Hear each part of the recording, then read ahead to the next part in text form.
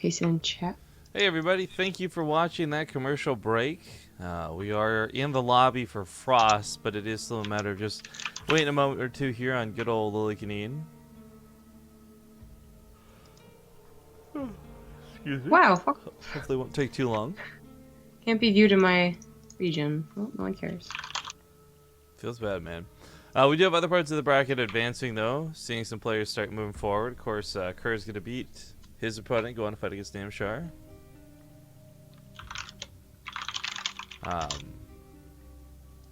Rainer and Blue play the winner of this series. Guru versus somebody named Light down below. Game over. La Mouse Pambuka and QQRYQ. Don't really know those guys, but wish them the best of luck. Yeah, not so sure about that. So I don't know much about other countries like lores and things, and I love learning about them. And there's this Reddit thread up right now. Today I learned of the Japanese monster, and I'm probably going to say this wrong, Beta-San, which follows people around at night, making the sound of footsteps. It's not dangerous and can be escaped by simply standing to the side and saying, "After you, Beta-San." I love that. I love that. Like, there's just... You wonder how stuff like that comes about, but it also kind of makes sense just thinking about it at a glance. And I love when you learn about like these superstitions or like things that other countries and cultures have. Yeah. I've known that one's I feel like a very Japanese one. Be polite to a monster. I guess that or Canadian, one or the other. Yeah, I guess Canadians are nice, but like respect just feels like a different word when you're talking about Japanese culture. I guess, no, you're right. Like there's like politeness and respect, and one's like a step above the other type thing. I hear you. I hear you. Yeah, because I'm not saying that Canadians aren't respectful. But are you? Excuse me. I have to take my glasses off for this. Are you saying Canadians are not respectful? Some aren't. Good God. Well, talking about you. I respect your opinion to not feel other people. I don't know. Okay. You went real Death Note there for a second. So I respect you. I have story time about last night. Some interesting stuff that went down in the wee hours of the night. Could not sleep, so I'm up at about 1 a.m. And I know some of you in chat are gonna want to give me some crap for this, but I regularly do browse other streamers on StarCraft, and I'm talking specifically like I go to the bottom of the list and I work up, and yes, some are girls and yes, some are guys, and unfortunately I can't exactly call on them to come verify, but you know, sometimes I'll toss them a couple of bucks saying like, keep it up, keep working at StarCraft, or we'll host them with our offline hosts, and you know, try and make a small difference in somebody's life, right? Not a big deal, but it's something I do about once a week or so. Anyways, last night I'm kind of perusing around, and I find this one girl stream. I'm not going to say her name here because there's actually some stuff that went down. And I was kind of enjoying it. She's not very good at StarCraft. She was just getting back into it. And it turns out she does like ASMR videos as well. And I'm just like, oh my god, I love ASMR videos. So I'm kind of actually enjoying listening to them while watching her play and struggle with StarCraft. And it, like this is like doesn't know how to make a depths type of struggle with StarCraft, right? Like, so it's really cute watching the naivety. Then I notice Kawaiian pops into the chat, and within 10 seconds of that, Poke Bunny pops in the chat, and suddenly there's all these like, and this is a very good-looking girl. Let's just get that out there real quick. Like, this is a beautiful girl type thing. So, thirsty boys making thirsty jokes and chat about each other, and I hadn't said anything, so I finally said, "Hey, what's up, guys?" And we're just kind of chatting, and this girl is just like, "Wow, there's so many GMs in chat. Why are there so many GMs in my chat right now? I can't believe what's going on." And I do what I always do, and I check the channel rules first before I do what I'm about to do, right? Because when you go to someone else's channel, I know how much it's annoying for us when people don't read our channel rules, when they don't respect the rules. And there's nothing they're saying, what I was about to say, will get me in trouble. Just don't be super racist, don't be super sexist and stuff like that. So I said, like, I think you know, I donated $2 and I said, I think you know why there's so many GMs in your chat. We're all just thirsty guys. I'm just willing to admit it, Kappa. So, innocent, lighthearted, nothing super serious. Got banned for this comment, right? Now, I know this has all been cool story mode up to this point, but this also goes a little bit towards BaseTradeTV mod appreciation. I spoke with the mod who banned me. Not in like, oh my god, you gotta unban me, this is ridiculous. But it's just kind of like, dude, why did I get banned, right? Like, I didn't break any of your rules, and I kept it whatever. I get that's a little tongue-in-cheek, but I didn't do anything super vulgar, right? Guy was just, like, super white knighting this girl. And I kind of forgot, like it's been so long since I've dealt with somebody like that it's just like, wow, I've been so spoiled by BaseTradeTV moderators and people who aren't insane, and it was a whole mess of a thing. It was funny, it was hilarious, but like then like as this all happened, by the way, Ruff shows up, Mechanic shows up, like literally every guy that would be awake at like 1 a.m. shows up, and I realize, oh my god, this is why we never have North American players playing any of our stuff, because they're all up at like 3 a.m. creeping on girls on Twitch, so they're sleeping when we're running these tournaments. It actually adds up. It actually makes sense. Well, why aren't they playing in NA timed tournaments either, though? That's what I'm saying. That's when That's like when they're waking up, right? You know, nobody wants to wake up and play. They gotta at least have an hour of practice. Like 5 p.m. Excuse me. These are North American players. Okay, they need at least an hour of practice, and also they need to be pampered a little bit. No, that's me taking it too far. Shots fired. But it was pretty funny last night. Anyways, whilst my cool story bought us some time, Lillekanin showed up, and we're gonna hop into Frost. So this will be a TvP. Yes, yeah. So in a best of 3, as we get into the round of 16, but that was a fun story. I feel like I learned so much. I wish you had been there. I'm gonna be honest with you. It was hilarious. The reason I'm not like, I guess everyone's expecting me to be judgmental or something like that, but I'm really not. I think it's actually really cool that like Rifkin goes through like all the lower number streams and viewers and stuff like that. So there's no place for me to judge. For me, and I've been keep in mind, I've been doing this for like 2 years at this point. Like, I remember when we were a small stream and we had TLO just pop into chat one time. Yeah. And I was like, holy cow, this dude's checking out our stream. Like, that changed everything for me. So I don't think I'm gonna have that impact on somebody per se, but I'd like to try to. I think it's very helpful for people starting out, and sometimes especially for girls if they feel like intimidated, to have someone, you know, kind of cool come in the chat and say hi and whatever. I've only done that a few times, but that's why I didn't say anything. I was just like, oh, that's interesting, and it sucks that you got banned. Did you get unbanned? Was that? I don't know. I left. I didn't feel like causing a big hubbub about it. Apparently, though, they started like a free Rifkin hashtag and all that after I left, though. Oh, amazing. So I don't know how that went. Back in the Battlestar Galactica days. Oh, God. Damn. All right, ladies and gentlemen, welcome back to the Corsair Cup. You're tuning into the first best of 3 today, and in the bottom left side, we got the Red Protoss, better known as Garrett Rail, his full name, or alternatively his old name, Verdi. In the bottom right, trying to proxy, it is the Green Terran, Lillekanin. Was that seen? Oh my, are you for real? No, that was... What? Look at the vision here, guys. Sorry to give you a seizure. Look how close that vision was.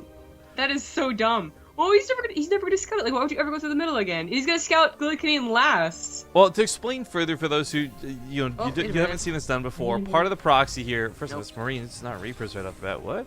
Part of the proxy here is because you want to like minimize. You're gambling. You're saying. Okay. Did that see it? Yeah. It did. It barely saw it. Oh, Lillekanin, you silly goof! If you just built below this instead of above this. Right.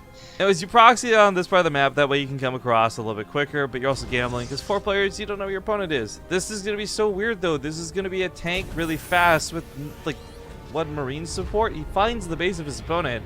He sees 2 gateways. He won't know that it's Stalkers, but Stalkers are actually fantastic for this.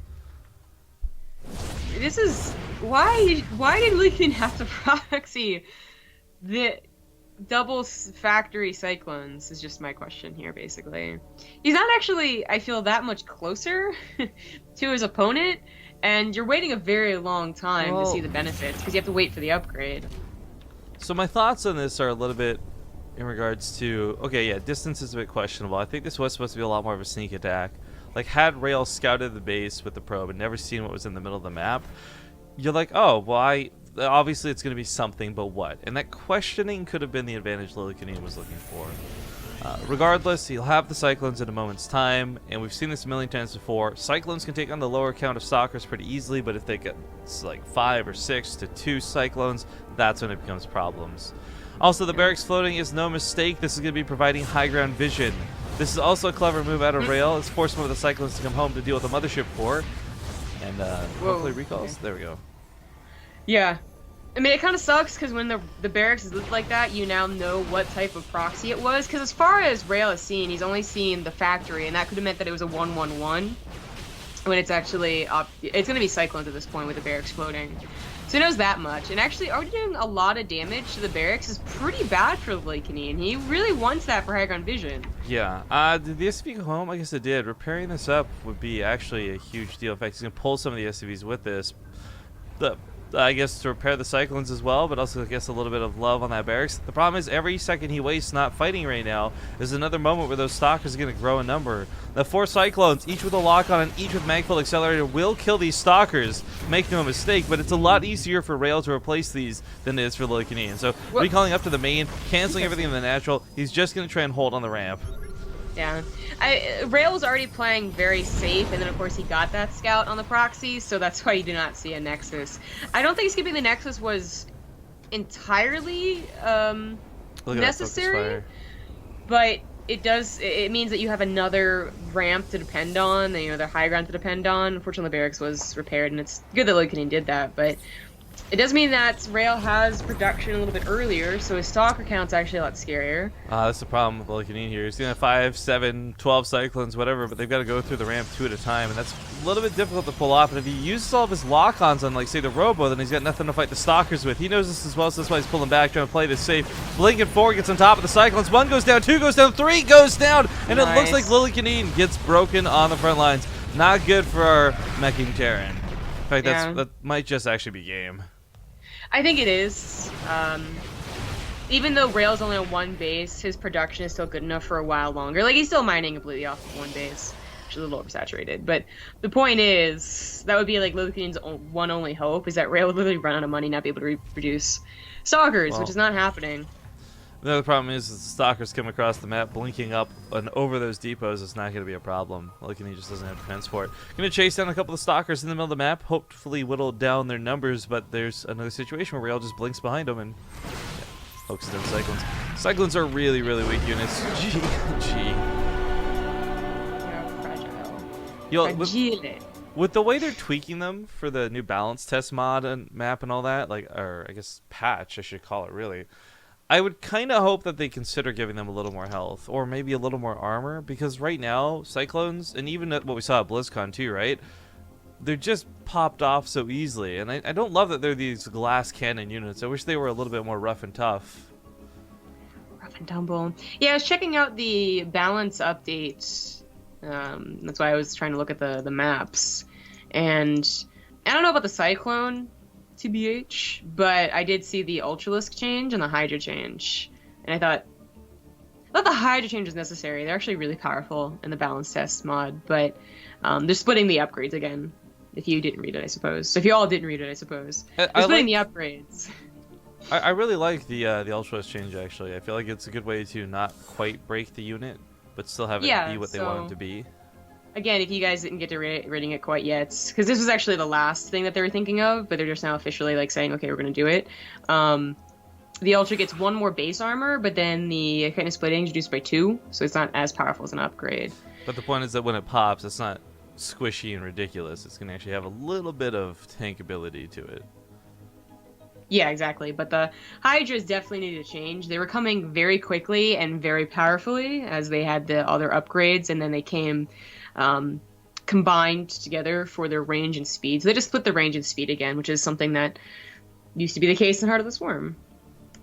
And it was Heart of the Swarm, right? Because that was one of the other buffs that everyone was just like, oh, Zerg buffed again for Legacy of the Void? I guess so. Nah. I think I'm going to be salty about that for like another 2-3 years. It's not even affecting the game anymore, but Zerg got buffed. Only buffed. So Legacy of the Void has just had its price reduced to $30. That's true. That's pretty wicked. That's pretty awesome. Apparently they've already got like the pre-orders up for the trilogy package, I suppose. The one you can buy all 3 of them at once. So I have a thought on a giveaway related thing. We'll talk on that in a moment. We'll pick brains and whatnot out of chat. So if you guys have an opinion, you're listening to the broadcast and you don't have a Twitch account, take 2 seconds and make one, because this is going to be kind of important in chat in a moment. Spawning here in the top left, excuse me, no, the top right side of Galactic Process is going to be the green Terran player, Lillekanin. Can't help you with that one. There's no excuse for that one. In the bottom left, as the red Protoss, he is Rail. It's because I was afraid he would be left out of the tournament being down one game. Oh, you're so much more clever than I am. The real bow word to your greatness. is smooth. Okay. Anyways, so Twitch chat, this is where I really need some opinions, guys, and I really need more than like 2 people's opinions, so please voice it here. What is more interesting to you? The person tuning in right now to the Corsair Cup, the person who's watching us here on, was it Thursday at 10:30 a.m. in the morning? What is the most important thing to you if we were doing a giveaway, or the more important thing? Would you like something along the lines of a Legacy of the Void plus like a bunch of codes for skins / announcer packs, so you basically have like everything you could possibly have your hands on for a Legacy of the Void account? So like, again, that's like every skin, every announcer, etc. as a giveaway prize package. Or would you prefer something not StarCraft related, like, and this is a hypothetical reach where I'm not saying this is what we'll be giving away, but something like an Xbox or something instead? What appeals to you more? Or I guess option 3, and we'll go really side note with this, something from one of our sponsors, be it a headset or a watch or you name it. Let us know what your guys' thoughts are. I'd love to hear them, because for us, we really want to do, there's the fact that we just hit 10,000 subs on YouTube, which is cool. YouTube's growing slow, whatever. It's still cool that we're finally making some progress. There's also the fact that we're going to Korea. There's a lot of stuff to celebrate, and I'd love to celebrate it through a giveaway. We've been talking about this for a week, and I don't want to keep talking about it. I want to actually do it. So please, dear Twitch chat, I love you. Let me know what type of stuff you'd like to see. It matters to me a lot. All right. We'll just wait a few minutes. Or about 2. 2 minutes, and we'll know. So I thought that Rail was going to do some sort of proxy with how early he scouted, but of course he was just scouting for Lillekanin's proxy. So real quick, as well, so just answering this question in chat, Arcana Post is a very reliable dude, so I have absolute faith that he would be the type of guy that would hopefully qualify for something like this. But he said he'd like to help out with modding from time to time if BaseTradeTV needs some help. We do have some super casual mods. We do have some like full-time mods. At the end of the day, though, I'm actually not in charge of that. I don't actually get to pick and choose our mods. That's Boris. Mr. Boris Makarov, as some of you may have seen him in chat before. Apparently he's not around right now, but if you guys ever do want to like try to be a mod for Base Trade, like let's say you mod for other people and you want to step it up and mod a really big, awesome chat, give it a try. Whether it's casual or hardcore, talk to him. He's the guy to, he's the man to see about a horse. Or dog? What's that phrase? About a horse? I've never heard it. I thought it was, I need to see a man about a dog because you're slipping off to go bet on the horse races. I think that's what it is. I'm not sure. I'm sorry, I can't help you. This game is about to get heated up, though. Lillekanin is going for a 1-base build after all, even if it wasn't proxied. Rail was anticipating some type of proxy, and as such is only just not getting his Nexus, but has enough production that if it, you know, something very early aggressive, he would be able to deal with it. Well, the Liberator is certainly going to be enough to shake this up with the Adepts down. We're not going to have Blink out too soon, but there could possibly be Phoenix. I'm not so worried about that Oracle, to be honest. I think it'll be something that won't be too detrimental to Lillekanin. And I'm a lot more worried about how Rail's going to deal with the tank. Yeah, that's maybe not something that he was expecting, and still might not be expecting. Did he see the tank when he got up there? I don't think he did. Because all I've seen is a factory with a tech lab and a cyclone. And if he's expecting more cyclones, maybe he's a little out of position to deal with a tank. Because, for instance, getting 3 oracles, I don't know. Would Phoenix be better to lift up the tanks, or do you get 4 oracles and try and DPS down the tanks, which, as silly as that sounds, does actually work. Seriously though, 3 oracles? Is he gonna try and bust Lillekanin? Like counter all in, I guess. But it's like preemptively all in, right? Well, so you know they're on 1 base. Well, I want to point out what's going to screw him for this, though, right? Like, okay, the Phoenix is going to come out and eventually clean up the Liberator, but as we just saw, there's no mothership cores, there's no overcharging, there's no anything that's going to stop this. Back on his side of the field, I feel like 2 tanks and this many Marauders should easily deal with this. Yeah, I don't know. Like, hello, bye. I really don't know why Braille thought that a counter aggression would have worked out, because this doesn't even feel like he was trying to circumvent Lillekanin's army. Well, because he brought his entire army to one location. I don't know. So this will still work out for Rail to an extent. He did expand. He did keep mining through this. It's not a super all-in. Lillekanin does not have command center down. We actually have Magfield Accelerator following this up, which is a little bit awkward. Yeah, it is. Look at those income differences, by the way, too. That's quite an interesting tale for what is a one-base Terran. Yeah, one base Terran high. Well, the Liberator was, of course, denying one base as well, so I guess that makes sense. But Rail, yeah, okay, so he disengages, so it wasn't really going to work out. 3 Oracles is still something that's very scary for Lillekanin, not just for his army. Again, like, they come in with all the Adepts, and they'll probably add a lot of damage, but for his mineral line, because 3 Oracles, with any amount of micro, could actually DPS down a missile turret if it's not repaired. And I was going to say, like, if he goes for 4 Oracles, which he's actually getting a 4th Oracle. No, that's the 5th. I'm sorry, that's his 5th Oracle. This kind of reminds me... DPS. We're like in the middle, somewhere in between like Haas and Goblin. Like we're in that territory. Yeah, we are. This is a very interesting response. Oh, Certainly I like the turrets. Phoenixes I feel really like like the turrets. More appropriate response. So the turrets, by the way, it's not just that I like them. He built these out of range of the Revelation. Unfortunately, now Rail knows about this, so something that might get dealt with. They're so close to finishing. They're not going to finish. Oh, that's depressing. Tanks are going to get slaughtered by the Oracles. Tries to pick them up, keep them alive. Not quite going to work. 2 of the Oracles pop off. 2 remain. And we have so many Marines on the ground, but without +1 weapons, can they take on these Adepts? They were badly injured by the tanks. The splash damage helped a ton. And somehow Lillekanin looks to be dealing okay with what's against him.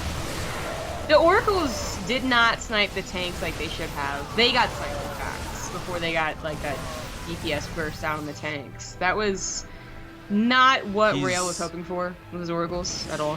He's also up now 2-1 when it comes to supply for the army. It's not looking too bad there. As he pushes up this ramp, reminder, no Mothership Core was made this game, so there's no overcharges. These pylons are just supply. I'm actually, yeah, I was quite surprised he was running away from his tank. That would have gotten sniped. Better position for the tank there. It doesn't really hit very much. But the point is, if the Adepts try and shade in, then the tank will be able to help out. I'm not sure Rail actually has the answer for this push. He's depending quite a bit on having 6 Oracles. Yeah. The Adepts are doing, we'll say, okay-ish. Whoa. Pushing his back. Oh my god. Well, the Marines are almost all gone, and that might be the end of things. Oh, Cyclone's starting to come in. I kind of forgot he was going for Cyclone and Magfield Accelerator and all that good stuff behind him, but no armored units, so the Magfield Accelerator not going to be that big of a deal, just the Cyclone raw damage itself. Getting a little bit away from the tank. Don't abandon the tank, man. You've done so good keeping it alive. There's nothing to kill it, though. Like, 1 Oracle could come over here. A second Phoenix the Void could Ray. kill it. The Void Ray will be able to kill it. Well, funny enough, Finally. the Void Ray is actually not a great choice because of the Cyclone. Okay. As we see, it gets yeah, focused right. down. Magfield Accelerator does a lot of damage. GG's! Lillekanin ties it up now, 1-1, with a disgusting 1 base all in. I'll tell you what, it tickled my fancy. That was not how I expected Rail to respond. That's not how I expected Lillekanin to win. Exactly. All right, well, I want to read some of the feedback you guys left in chat about the giveaway ideas. So we're going to take a small break anyways. We'll be back in 2 minutes. I'm going to scroll up through chat and read your responses. So stick around, guys. We'll see you for Game 3 when we get back.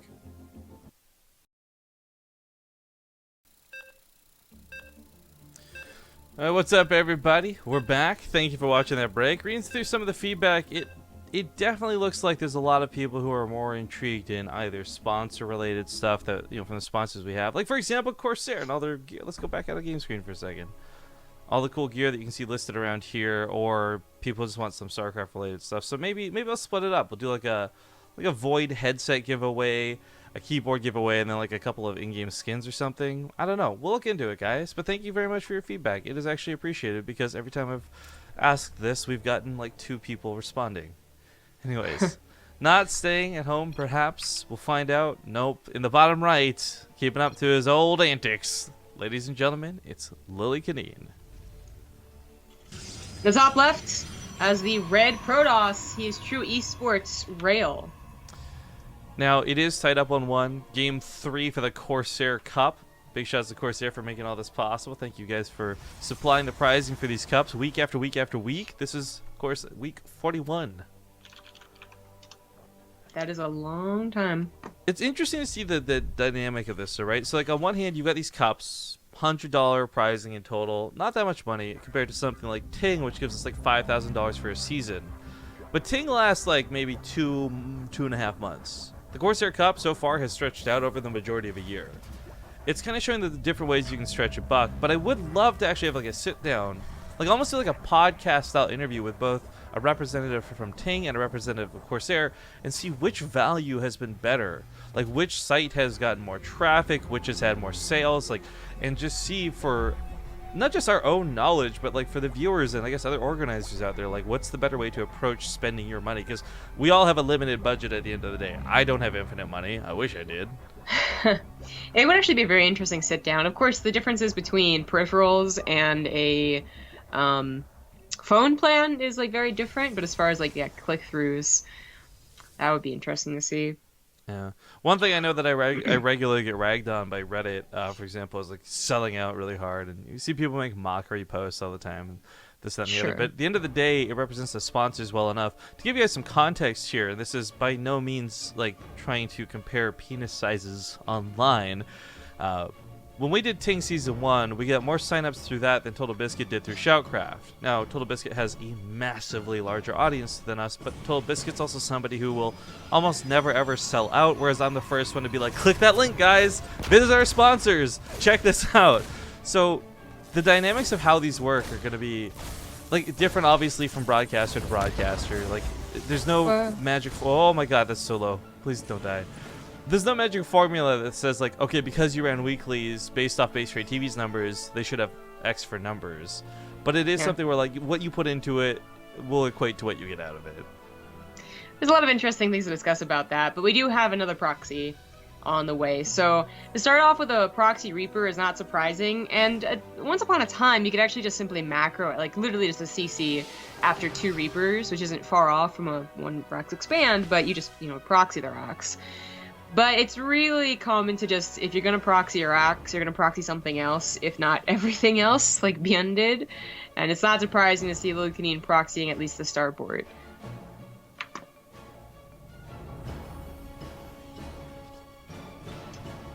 Well, I'm making amazing sounds that I'm trying to mute, by the way. Nice.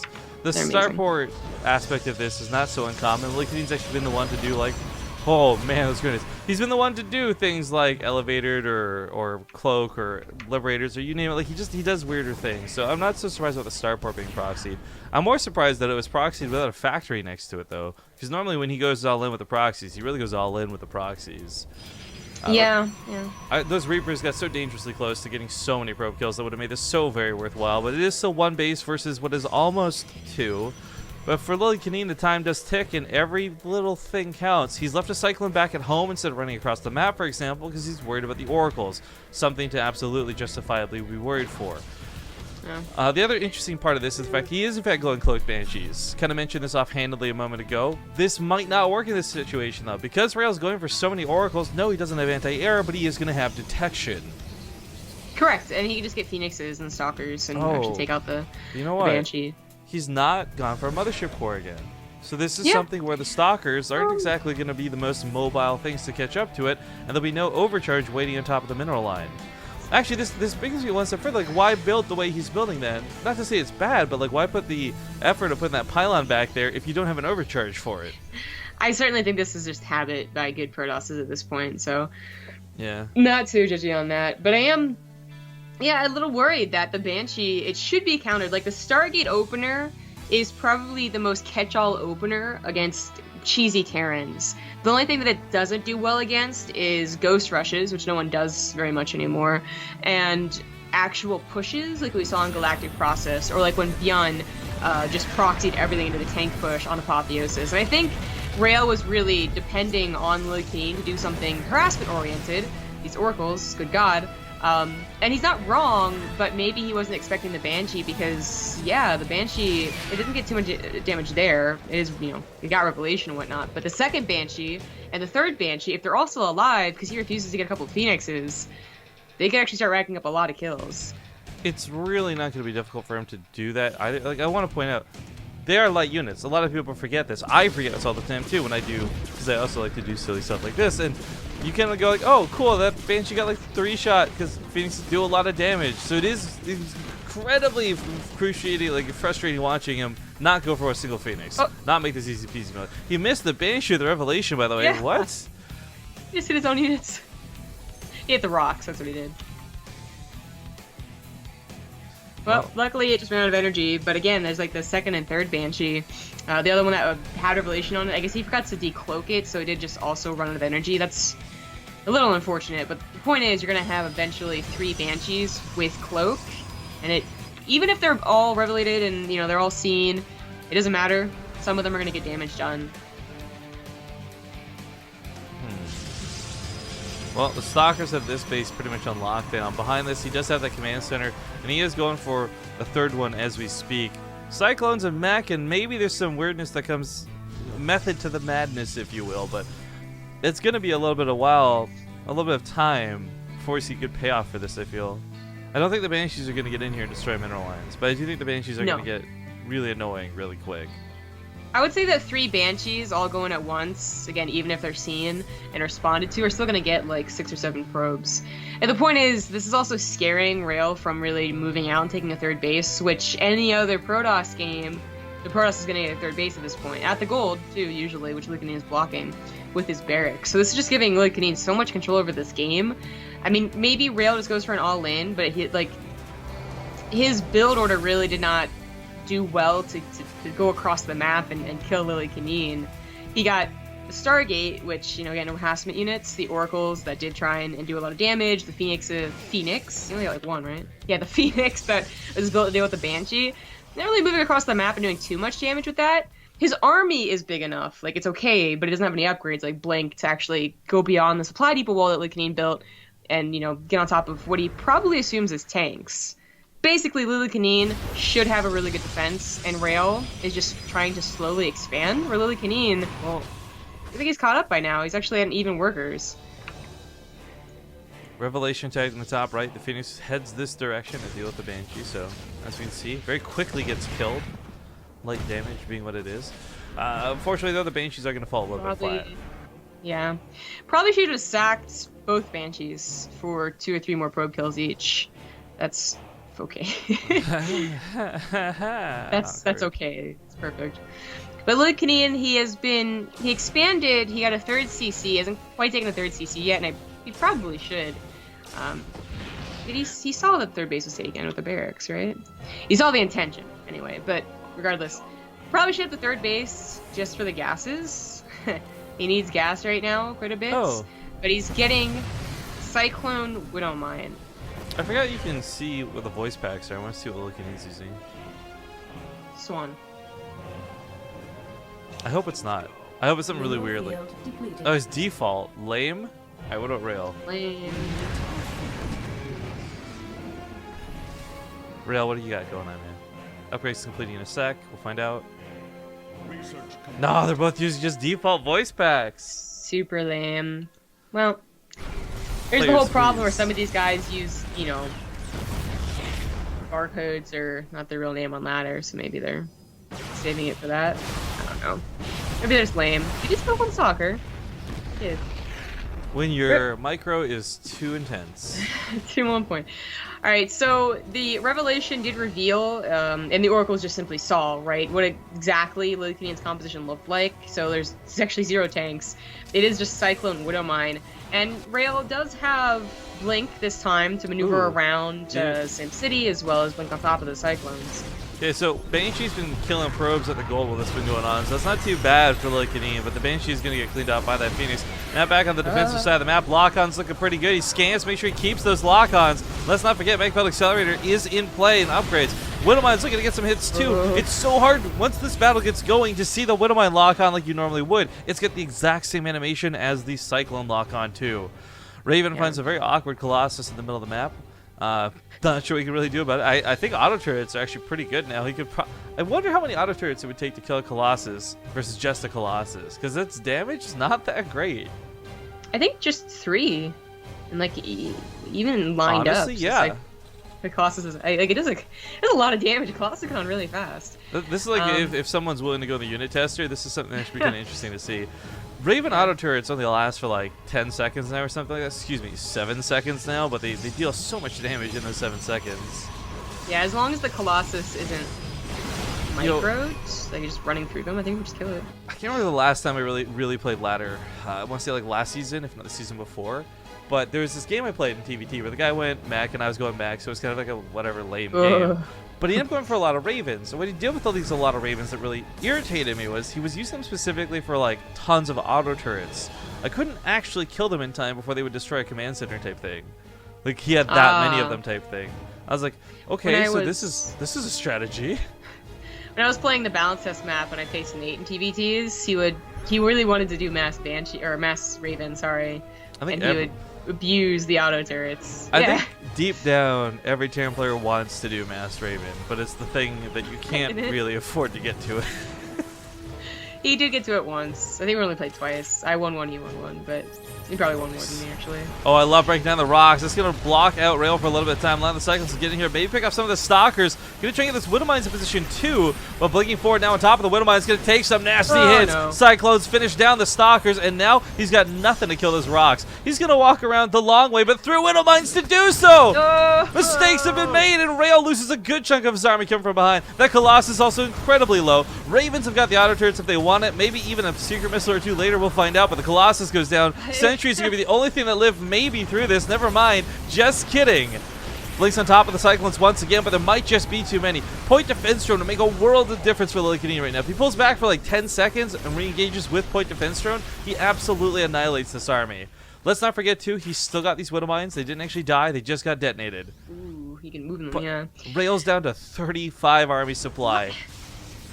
I'm not sure why Rail is going for Colossus. Blink is absolutely a good thing to have against Cyclones, but Colossus, no.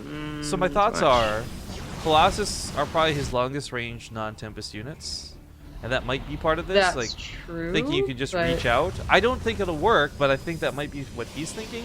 Yeah, I agree. But I think basically there's already been a clinic on Nexus. Cyclone versus Protoss, and it was in a Shoutcraft month. I forget who the Protoss was, but it was Innovation doing Cyclones.